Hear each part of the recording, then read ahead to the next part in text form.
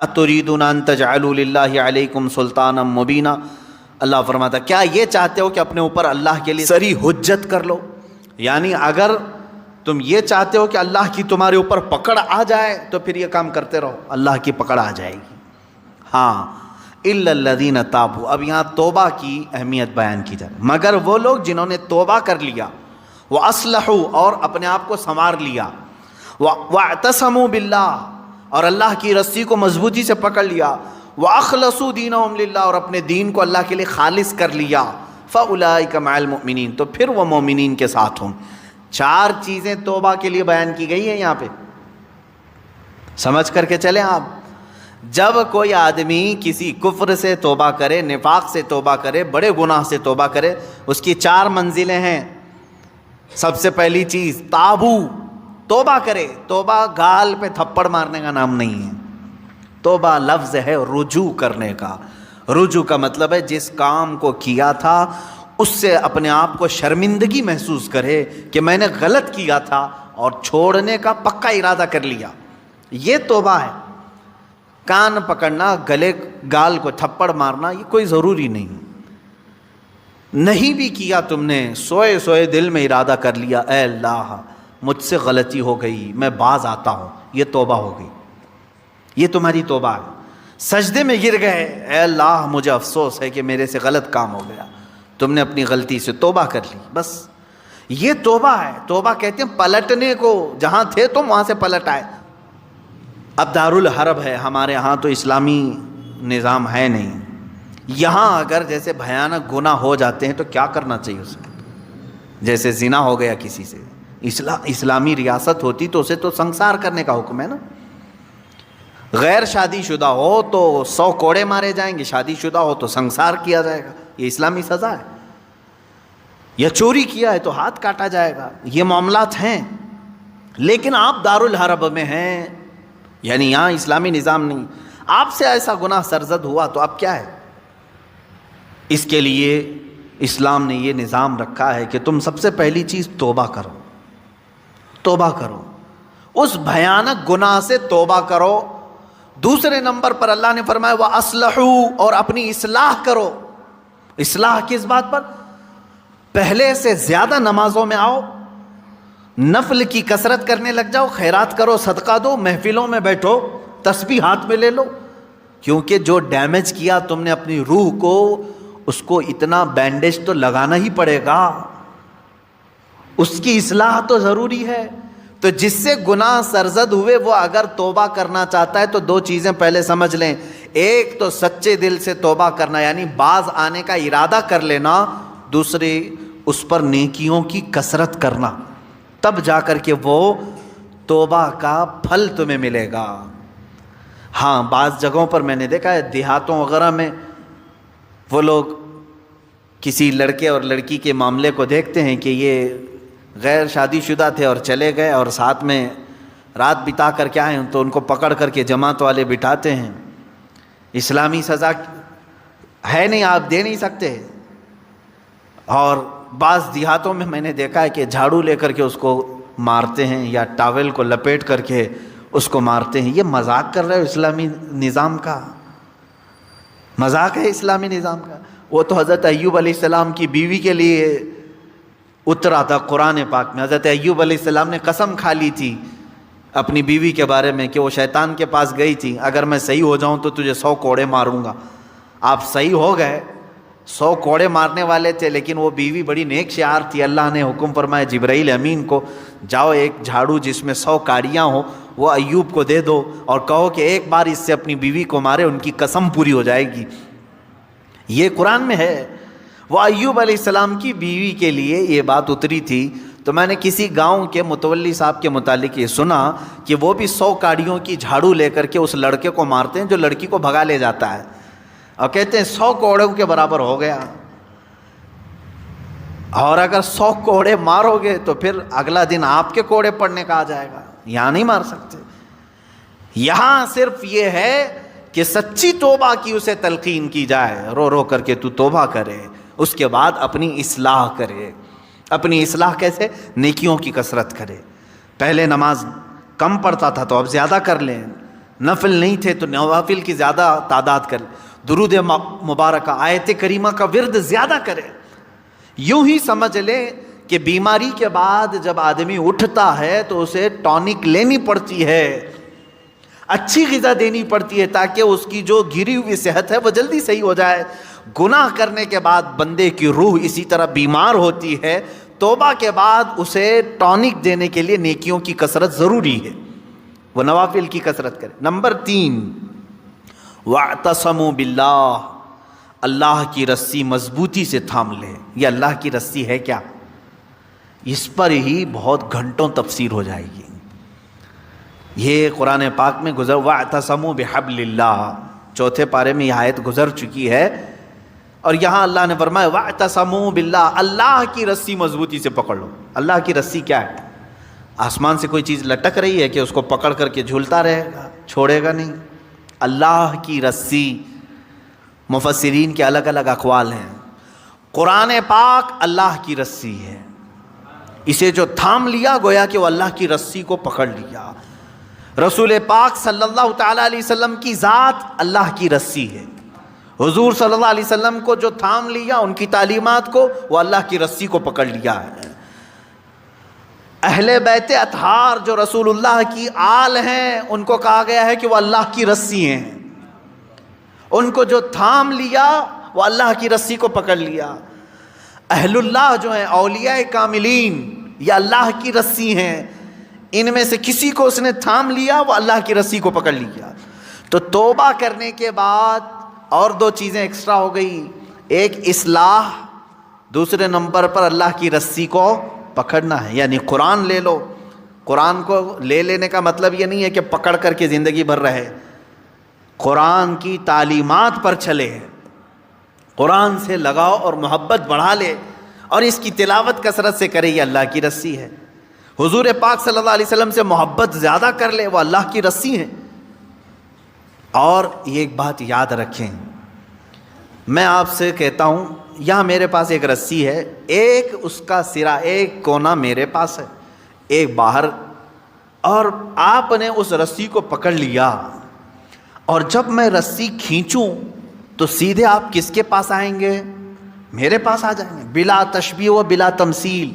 اللہ نے قرآن میں فرمایا اللہ کی رسی کو پکڑ لو، یعنی اللہ رب العزت کی جو رسی ہے وہ خود خدائے قدیر و جبار کے دست قدرت میں ہے، اور اس رسی کا ایک سرا، ایک کونا دنیا میں ہے، وہ رسول پاک کی شکل میں ہے، اہل بیت اطہار کی شکل میں ہے، قرآن عظیم کی شکل میں ہے۔ ان کو جس نے پکڑ لیا، جب رب تبارک و تعالیٰ سارے لوگوں کو کھینچے گا تو تم وہیں جاؤ گے جہاں یہ اس رسی کا دوسرا کنارہ ہوگا۔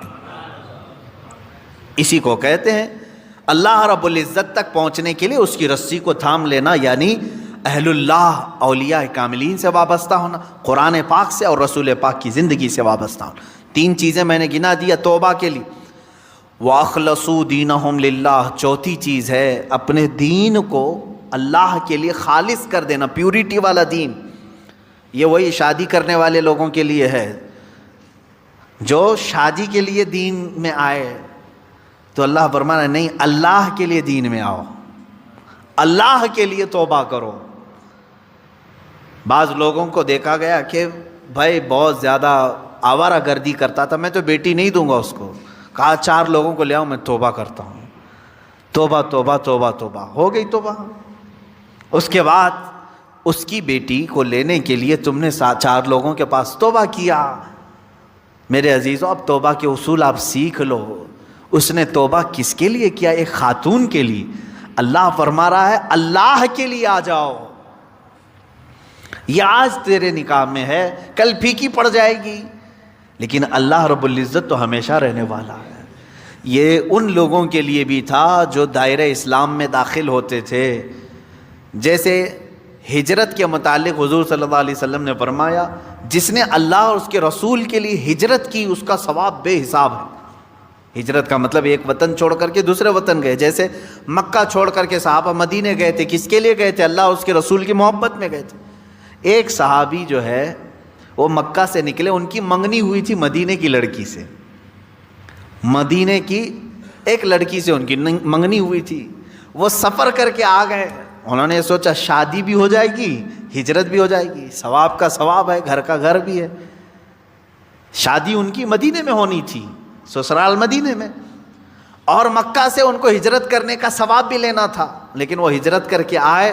تب اللہ کے نبی صلی اللہ علیہ وسلم نے یہ حدیث بیان فرمائی، جس کی ہجرت جس غرض سے ہوئی اسی غرض میں مانی جائے گی۔ جو اللہ اور رسول کے لیے ہجرت کر کے آئے تھے اس کا ثواب بے حساب ہے، اور جو شادی کے لیے ہجرت کر کے آئے تھے تو یہ شادی کا ہی مانا جائے گا، یہ شادی کا۔ بعض لوگ ہجرت کر کے مائگریٹ کر کے دوسری کنٹریز میں آج گئے ہوئے ہیں، وہ اپنی روزی روٹی کے لیے گئے ہوئے ہیں، اس ہجرت کا ثواب نہیں ہے۔ اپنے دین کی حفاظت کے لیے اور اللہ کی رضا کے لیے اگر کوئی ہجرت کیا ہے تو اس کا ثواب ہے، بہت بڑا ثواب ہے۔ مثال کے طور پر برما کے لوگ جو ہجرت کی ہیں، ان کے اوپر آفتیں تھیں، مصیبتیں تھیں، اور ان کے اوپر دین تنگ کر دیا گیا تھا، اور وہ وہاں سے گھر چھوڑ کر کے ہجرت کر کے اگر کسی دارالاسلام میں گئے ہیں تو ان کو وہی ہجرت کا ثواب ہوگا جو صحابہ نے ہجرت کی تھی۔ یہ ثواب ہے کیونکہ وہ اپنے دین کی حفاظت کے لیے ہجرت کیے تھے۔ اس بات کو سمجھیں۔ 4 چیزیں یہاں پر بیان ہوئی ہیں توبہ کے متعلق۔ جو لوگ ایمان والوں کے ساتھ اٹھایا جانا اپنے آپ کو پسند کرتے ہیں، وہ سب سے پہلی چیز اپنی پرانی چیزوں سے، نفاق تھا یا کفر تھا یا بھیانک گناہ تھے، پہلی چیز توبہ کرے۔ دوسری چیز اصلاح کرے، یعنی جو ڈیمیج ہوا تھا اس کو صحیح کرے۔ کیسے؟ نیکیوں سے، نمازوں سے، تسبیحات سے۔ نمبر 3، اللہ کی رسی کو پکڑ لے۔ یہ نہیں کہ خالی تو مسجد میں بیٹھ گیا اور یہ سوچا مجھے کسی کی ضرورت نہیں، کسی پیر فقیر کی ضرورت نہیں۔ بولتے ہیں نا بعض لوگ میرا دین کامل ہے، کسی پیر اس طرح کے جملے لوگ اپنے ماڈرنزم کو بتانا چاہتے ہیں کہ ہم اہل اللہ کے قریب نہیں جانا چاہتے، اللہ والوں کی ہمیں کوئی حاجت نہیں، جبکہ قرآن کہہ رہا ہے کونوا مع الصادقین، تم اللہ کے سچے بندوں کے ساتھ رہو۔ اگر تمہاری ضرورت نہیں تھی تو اللہ نہیں فرماتا کہ ان بندوں کے ساتھ رہو، یہ اللہ کی رسی ہے، ان کی صحبت میں اپنا وقت گزارو، ان کی تعلیمات میں اپنا وقت گزارو۔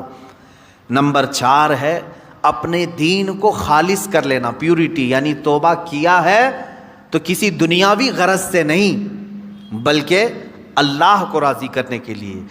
بزنس کے لیے اگر کوئی داڑھی رکھ لیا، اپنا دھندا چمکانے کے لیے اگر کوئی ٹوپی پہن لیا تو نہ اس داڑھی کا اسے ثواب ہے نہ اس ٹوپی کا اسے ثواب ہے، بلکہ وہ دھوکہ دڑی میں شامل ہے۔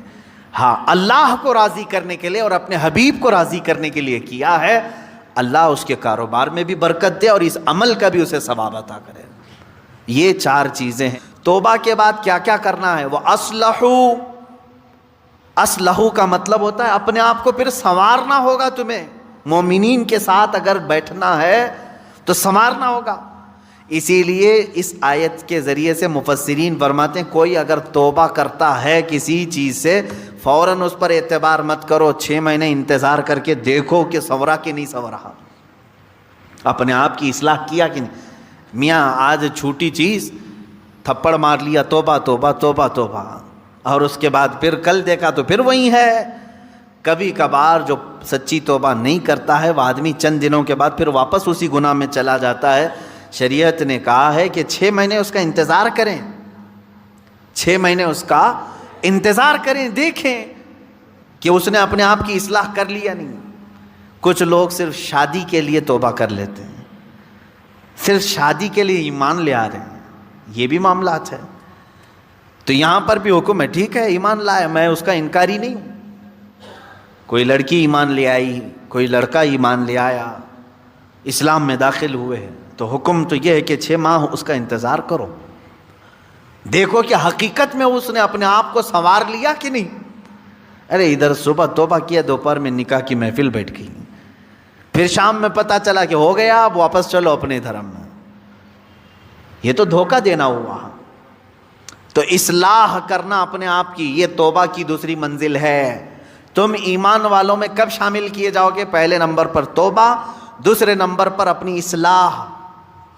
وہ یوں ہی سمجھ لیں زخم ہو گیا تھا، ہاتھ میں زخم ہو گیا تھا، پھوڑی ہو گئی تھی، پھٹ گیا، گئے ڈاکٹر کے پاس، کس کام کے لیے؟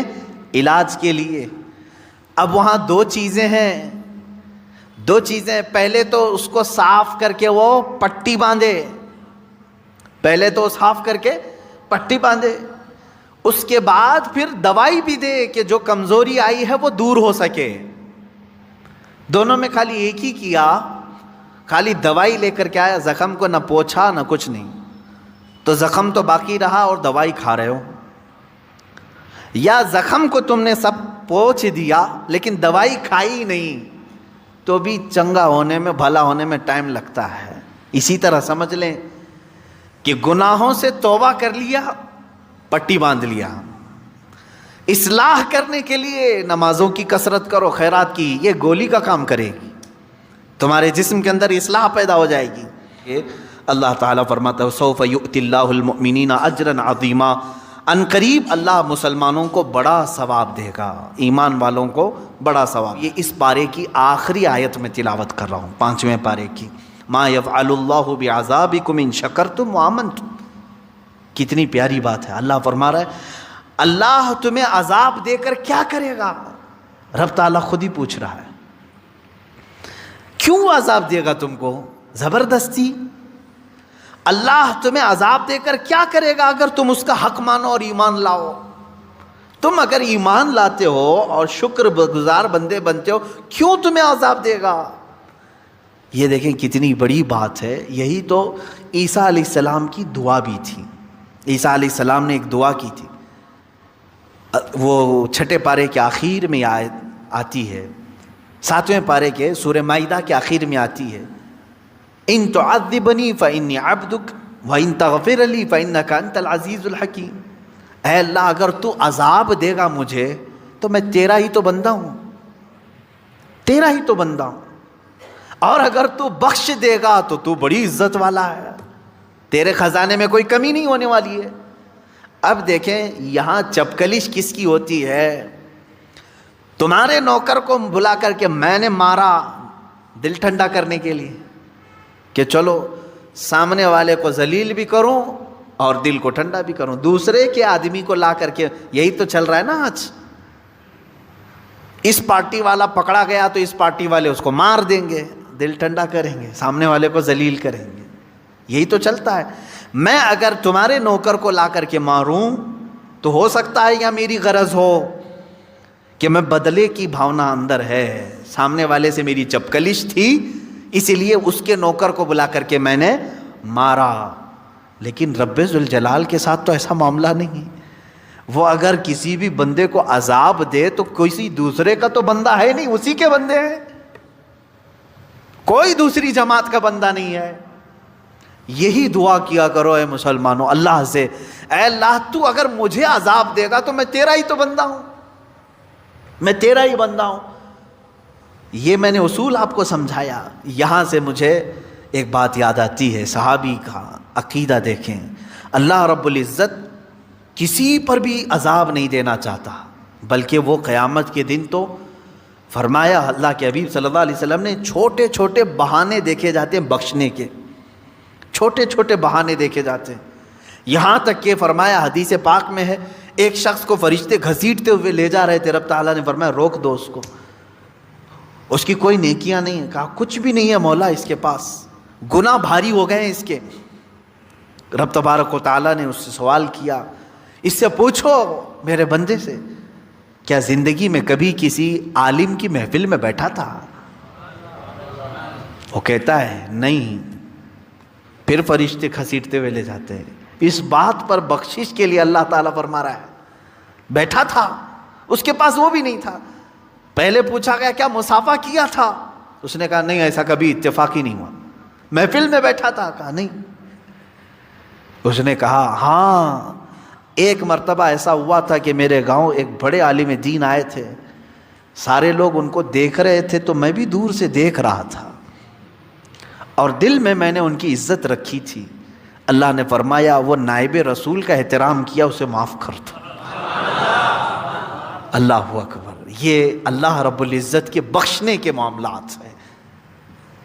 وہ تو اسی لیے فارسی میں کہا گیا نا رحمت حق بہانہ می جویت بہا نمی جویت، فارسی کا ایک قول ہے اللہ کی رحمت تو بہانے ڈھونڈتی ہے، قیمت نہیں دیکھتی۔ اب بندہ اگر یہ سوچ کر کے بیٹھ جائے کہ نہیں وہ بہت ہی عذاب دے گا، بہت ہی عذاب دے گا، نہیں میرے عزیزو، اللہ تبارک و تعالیٰ کو رحیم و کریم بھی یقین رکھو. اور خود مولا فرما رہا ہے ما یفعل اللہ بعذابکم، تم کو عذاب دے کر اللہ کیا کرے گا؟ کیوں اللہ عذاب دے گا تم کو؟ کیا تم دوسرے کے بندے ہو کہ تمہیں عذاب دینے کے بعد بدلہ لیا جائے گا؟ نہیں، اللہ تعالیٰ ہاں اس کے اصول تھے دنیا میں، سب کو اللہ نے بتایا تھا اس راستے پر چلو، تم بہک گئے تھے اس لیے تمہیں عذاب میں مبتلا کیا جا رہا ہے، ورنہ زبردستی کسی کو نہیں. اسی لیے وہ صحابی رسول کا عقیدہ مجھے یہی بتانا تھا. میں یہاں پر اپنی گفتگو کو سمیٹتا ہوں. حضور پاک صلی اللہ تعالیٰ علیہ وسلم کے پاس صحابی آئے، کہنے لگے یا رسول اللہ صلی اللہ علیہ وسلم، اللہ تعالیٰ اپنے بہت سارے کام فرشتوں کے توسل سے، فرشتوں کے اسباب سے کراتا ہے. بارش برسانے والا فرشتہ میکائیل علیہ السلام، روزی پہنچانے والے فرشتے ہیں، بچے کی ولادت سے پہلے ماں کے پیٹ میں آ کر اس کا ناک نقشہ شکل پوری دینے والے دوسرے فرشتے ہیں، قبر میں سوالات کرنے کا کام کون کر رہا ہے؟ فرشتے. تمہارا درود حضور صلی اللہ علیہ وسلم تک پہنچانے والے فرشتے ہیں، بارش برسانے والے، ہوا چلانے والے فرشتے ہیں. اللہ تبارک و تعالیٰ اپنے کائنات کے سارے کاموں کو فرشتوں کے لیے مقرر کیا ہے، کاموں پر فرشتوں کو مقرر کیا ہے، سارے کام فرشتے کر رہے ہیں. اس صحابی نے حضور سے کیسا سوال کیا؟ پوچھتے ہیں یا رسول اللہ صلی اللہ علیہ وسلم، قیامت کے دن جب ہم سب کا حساب کتاب ہو رہا ہوگا تو کون سا فرشتہ حساب لینے کے لیے اللہ بٹھائے گا؟ جبرائیل کو اللہ نے نبیوں تک پیغام پہنچانے کے لیے مقرر کیا، اسرافیل کو سور پھونکنے کے لیے قیامت کے پہلے، اور پھر میکائیل کو آسمان سے بارش برسانے کے لیے، اسرائیل کو روح نکالنے کے لیے، علیہم الصلاۃ والتسلیم اجمعین. صحابی نے پوچھا قیامت کے دن ہمارا حساب لینے کے لیے کون سے فرشتے کو رکھے گا اللہ تعالیٰ؟ اب دیکھیں میرے آقا صلی اللہ علیہ وسلم نے فرمایا اے میرے صحابی، کوئی فرشتہ نہیں، ڈائریکٹ اللہ ہی حساب لے گا، اللہ تعالیٰ ہی خود حساب لے گا. تو وہ صحابی جھومنے لگ گئے، رقص کرنے لگے، واہ میرے رب کی شان، واہ. تو کہا کیوں اتنی خوشی کس بات کی ہے؟ کہا اگر یہ فرشتوں کو ڈیوٹی دی جاتی تو پھر وہ ایک پائی بھی ادھر کی ادھر نہیں کرتے، وہ تو اپنے کام میں پورے ہوتے ہیں. ہم نے تو اسرائیل کو زندگی بھر دیکھا ہے، ایک منٹ آگے پیچھے نہیں چھوڑتا، روح نکالنا ہی نکالنا ہے. لیکن جب میرے آقا آپ نے فرمایا کہ اللہ خود حساب لے گا تو مجھے معلوم ہے کہ وہ اللہ رحمان بھی ہے، رحیم بھی ہے، ستار بھی ہے، غفار بھی ہے. جب وہ اپنے بندوں کے حساب لینے پر آئے گا تو کسی کا چھپا دے گا، کسی کو بے حساب معاف کرے گا، کسی کو یوں ہی جنت میں بھیج دے گا. جب آپ نے فرما دیا تو میرا یقین بڑھ گیا کہ میرے بھی بخشش کی امید مجھے لگ گئی، قیامت کے دن میرے بھی بخشش کی مجھے امید لگ گئی. یہ امید صحابہ کی جو تھی وہی رکھو اپنے رب سے. ہم جیسوں کی بھی بخشش ہو جائے گی، اللہ اگر حساب لے، اللہ تعالیٰ اگر حساب لے ہم سب کی بخشش ہو. ہاں فرشتوں کو رکھے گا تو وہ ڈیوٹی پوری کریں گے، وہ ڈیوٹی پوری کریں گے. یہی اللہ تعالیٰ فرماتا ہے اللہ تمہیں عذاب دے کر کیا کرے گا اگر تم دو چیزیں کرو.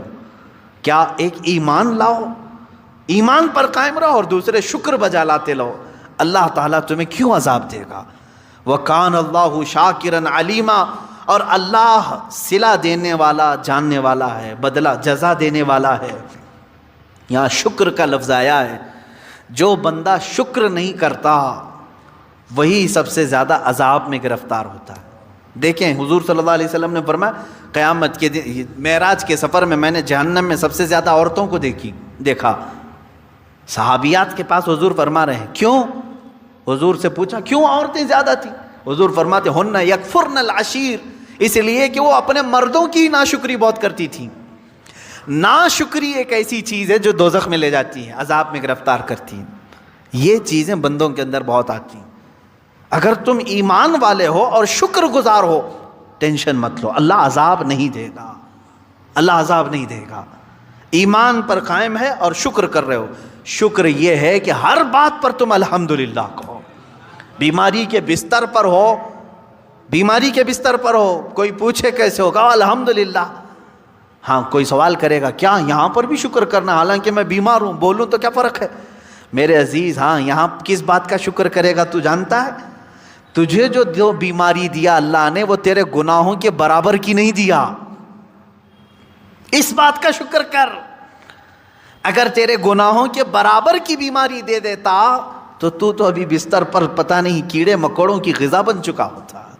ظاہر سی بات ہے ہمارے گناہ بہت بلند ہیں اور بیماری جو آتی ہے وہ ہلکی ہوتی ہے. اس بات کا بھی بندے کو شکر بجا لانا چاہیے. الحمدللہ اے اللہ میرے جتنے برے اعمال ہیں اس کے اعتبار سے اگر تو سزا دینے پر آئے تو ایک دن بھی میرے سکون کی سانس لینا میرے لیے دشوار ہوگا.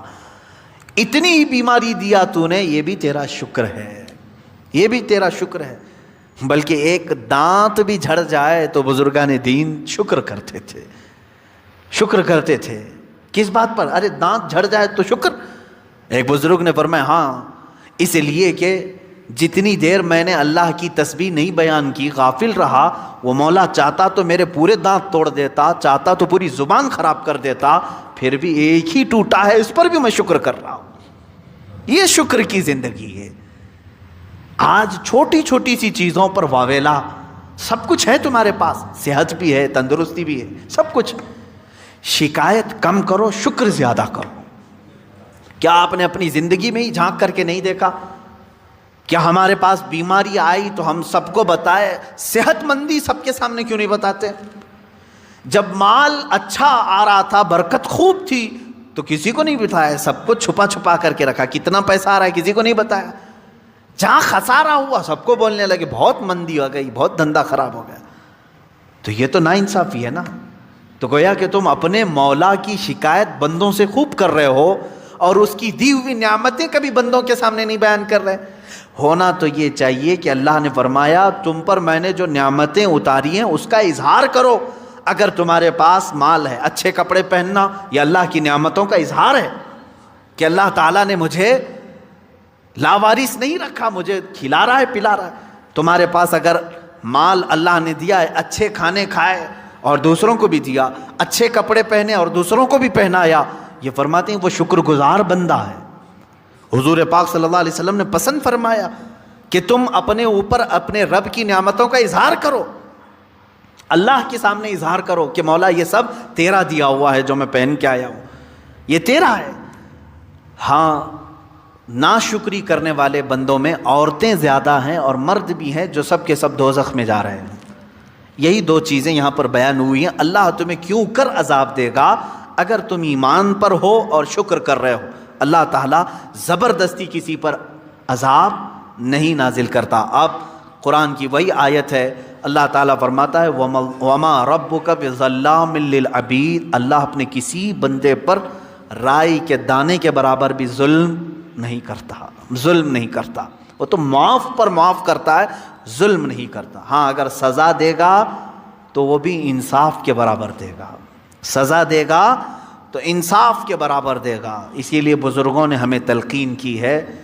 ایک چیز میں آپ کو بتا دوں کہ اگر تمہیں زندگی میں کوئی ارادہ کر لیا، مثال کے طور پر مجھے گھر بنانا تھا، پیسے جمع کرتا رہا لیکن گھر بنا ہی نہیں، تو روتے گاتے سب کو بولنے کی ضرورت نہیں، میری خواہش تو یہ تھی لیکن ہوا نہیں. اس پر حکم یہ بزرگوں نے فرمایا کہ تو خدا بننے کی کوشش مت کر کہ جو تو چاہے وہ ہو جائے. یہ تو اللہ کی شان ہے. کبھی ایسا ہوگا کہ تو جو چاہے وہ ہو جائے گا، کبھی ایسا ہوگا جو تم چاہتے ہو وہ نہیں ہوگا. تو اس میں کیا کرنا چاہیے بندے کو؟ بزرگوں نے فرمایا اگر تیرے چاہنے کے بعد کوئی کام ہو گیا تو یہ کہہ کہ اللہ مجھ جیسے کمتر کو بھی مکمل کر کے دے دیا، اور اگر تیرے چاہنے کے بعد نہیں ہوا تو یوں کہہ کہ اللہ تبارک و تعالیٰ نے اپنے عدل کے مطابق جو کیا وہ بالکل صحیح کیا، کہ مجھ جیسے کے لیے وہ تھا ہی نہیں کام جس کی میں خواہش کر کے بیٹھا تھا، جس کی میں خواہش کر کے بیٹھا تھا. میرے مرشد گرامی کا یہ شعر مجھے یاد آتا ہے. اللہ رب العزت کی بارگاہ میں وہ یوں دعا کرتے تھے کہ میں گنہگار ہوں اور بڑے مرتبوں کی خواہش، میں گنہگار ہوں اور بڑے مرتبوں کی خواہش، تو کریم ہے خدایا تیری بندہ پروری ہے. یعنی میں چاہتا تو کہ بڑے مقامات مل جائیں، لیکن حیثیت نہیں ہے، خواہش تو کر رہا ہوں، مل گئے تو تیرا انعام ہے، نہیں ملے تو یہ تو میری خود کی کوتاہی ہے، ویسے تو مجھے ملنا ہی نہیں چاہیے، لیکن مل گئے تو تیرا انعام ہے۔ اللہ رب العزت ہم سب کو قرآن عظیم کی تفسیر اور اس کے معانی پر عمل کی توفیق عطا فرمائے۔ وآخر دعوانا الحمدللہ۔